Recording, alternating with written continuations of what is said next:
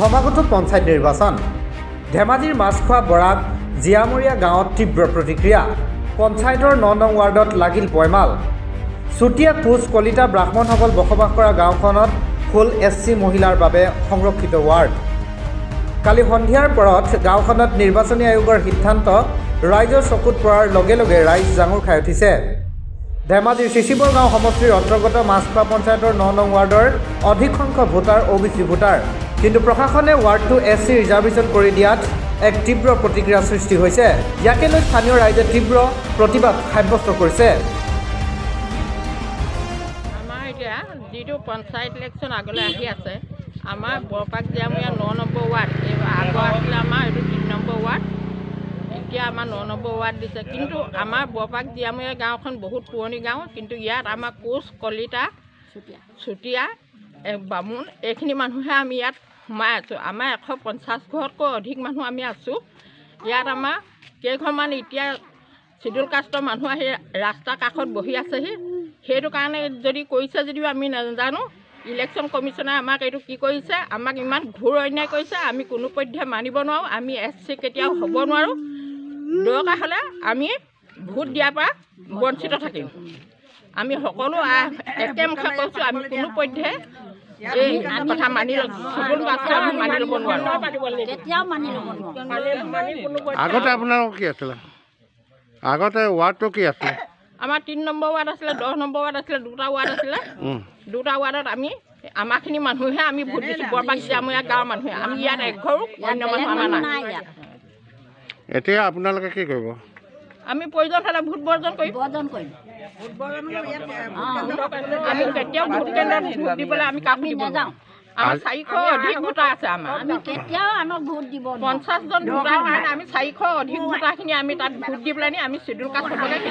কেতিয়াও আমি এতিয়া ৰিজাৰ্ভেশ্যন কালৈ কৰিলে ৰিজাৰ্ভেশ্যন SC কৰিছে আমিতো ইয়াত SC লেডিজ নে না জেণ্টছ লেডিজ কোনটো চাৰৰ পৰা কৈছে এইটো কোনে কৰিলেনো এইটো ইলেকশ্যন কমিশ্যনাৰে কৰিব আন কোনে কৰিব আমি কি বুজি পাওঁ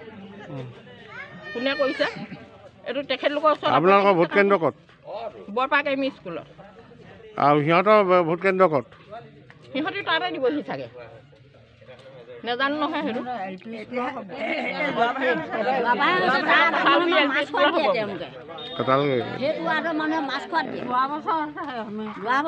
আপোনালোকে আজি কি কৰিব আজি আমি চৰকাৰলৈ অনুৰোধ জনাম ইলেকশ্যন অফিচাৰলৈ অনুৰোধ জনাম আমাক যাতে অপেন কৰি দিয়ক কিন্তু আমাক চিডুল কাষ্ট কৰি নিদিব বিচাৰিছোঁ যদি ST দিয়ে আমাৰ কোনো পধ্যে ভোট দিয়া নহ'ব আমি মানি ল'ব আপোনালোকে প্ৰশাসনক জনাইছে না প্ৰশাসনক জনাই চাগে কালি আমি গম পাই অফিচলৈ সকলো ল'ৰা ছোৱালী গৈছে গৈ তেখেতলোকে কাগজ দিছে মণ্ডলৰ অফিচত দিছে তেনেকৈ গোটেইখিনি ইলেকশ্যন কমিশ্যনাৰ তাত গম পাই পিনি গোটেইখিনি কমপ্লেইন কৰিছেগৈ বৰ্তমান দৰখাস্ত দি থৈ আহিছে আৰু অহা সোমবাৰে আকৌ মণ্ডলে আমাক মাতিছে মানে আপোনালোকে ধৰ্ণা দিবনে আমি ধৰ্ণা দিম প্ৰয়োজন হ'লে ধৰ্ণা দিম এতিয়া আপোনালোকক চূড়ান্ত তালিকা ভোটৰ তালিকা চূড়ান্ত বুলি শুনিছোঁ এইটোত আৰু ৱাৰ্ডবিলাকৰ চূড়ান্ত বুলি শুনিছোঁ যদি চৰকাৰে আপোনালোকৰ নকৰে তেতিয়া কি কৰিব এই চূড়ান্ত কোনো পধ্যে আমি মানি ল'ব নোৱাৰোঁ ভোট নিদিয়ে বাৰু আন্দোলনে হ'ব প্ৰয়োজন হ'লে আন্দোলন কৰিব আপোনালোকৰ চুতীয়া সংখ্যা কিমান আমাৰ চুতীয়া সংখ্যা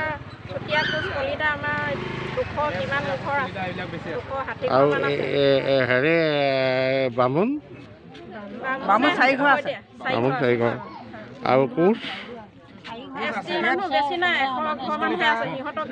ST কৰিবলৈ কলিতা আছে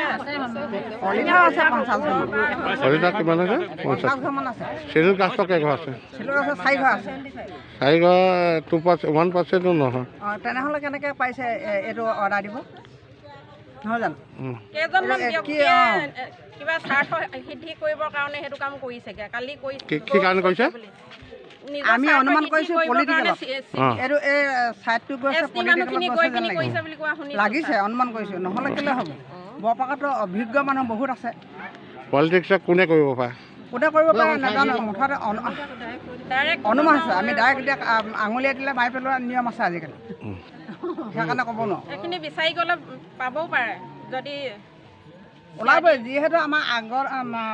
পাছত আগত হৈ যোৱা ঘটনা এটা আমাৰ ইয়াত ঘটি গৈছে আগৰ তালিকাটো নাছিলে নাছিলে পৰহিলৈকে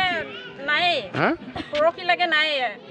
কালিহে সেইটো শব্দ শুনিলোঁ পৰহিলৈকে হেৰি শুক্ৰবাৰ আছিলে পৰহি শুক্ৰবাৰ আছিলে তেতিয়ালৈকে তালিকাত নাছিলে নাই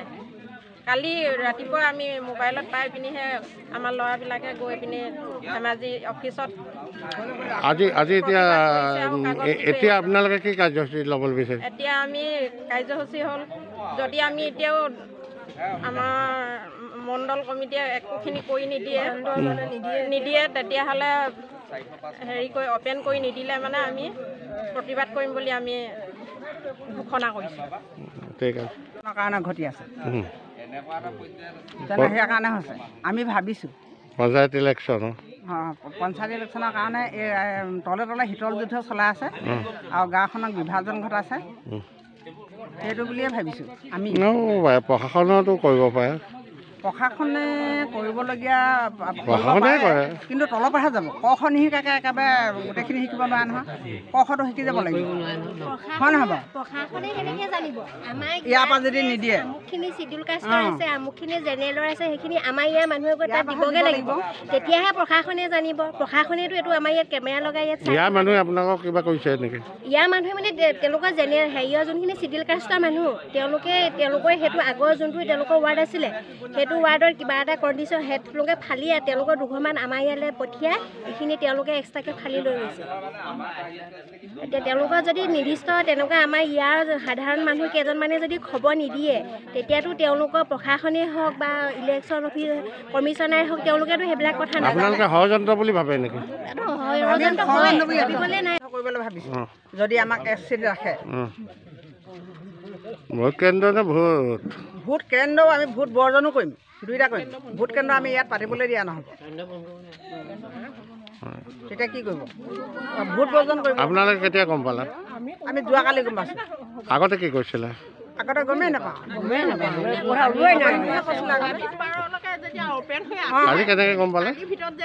কালিৰ ভিতৰত আমি গম পাইছোঁ ধেমাজিৰ পৰা বিশ্বজ্যোতি ফুকনৰ ৰিপৰ্ট ফাৰ্ষ্ট নিউজ আছাম